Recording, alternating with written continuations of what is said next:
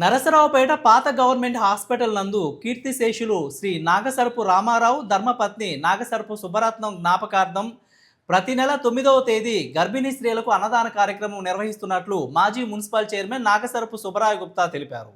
అన్నదాన కార్యక్రమానికి MLA Chadalavada Aravindababu, MP లావు కృష్ణదేవరాయలు, TDP యువనేత నల్లపాటి రామచంద్ర ప్రసాద్, జనసేన రాష్ట్ర కార్యదర్శి మరియు నరసరావుపేట ఇన్ఛార్జి సయ్యద్ జిలానీ తదితరులు హాజరయ్యారు.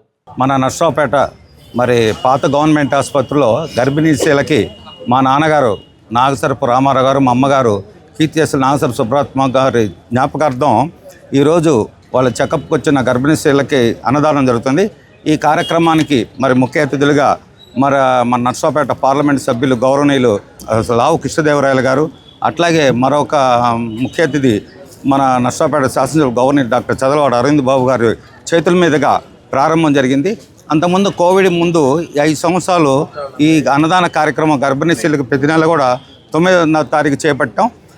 పోయిన నెలనే మన ఎమ్మెల్యే గారు గౌరవనీయులు డాక్టర్ చదలవాడ అరవింద్ బాబు గారి ద్వారా ప్రారంభించి ఈరోజు మన పార్లమెంట్ సభ్యులు గౌరవనీయులు లావు కృష్ణదేవరాయలు గారి చేత ప్రారంభం జరిగింది.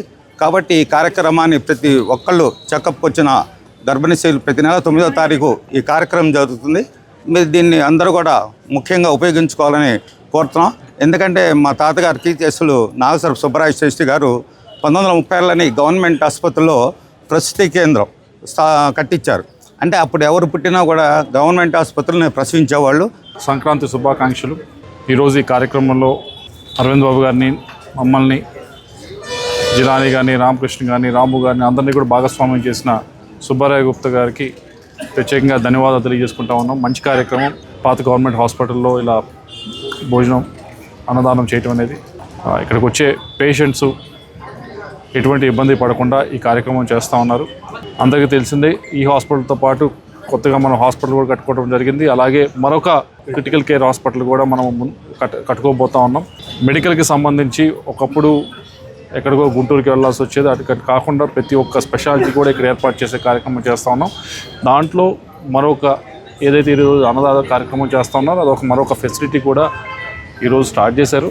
మరింతమంది ముందుకు వచ్చి చేస్తే బాగుంటుంది. ఎందుకంటే ఎక్కడి నుంచో వస్తున్నారు కాబట్టి పేషెంట్స్కి ఎటువంటి ఇబ్బంది లేకుండా ముందుగా స్వీకారం చేసిన సుబ్బరాయ గుప్తా గారికి మా అందరి తరఫున కూడా ధన్యవాదాలు తెలియజేసుకుంటూ సెలవు తీసుకుంటాం.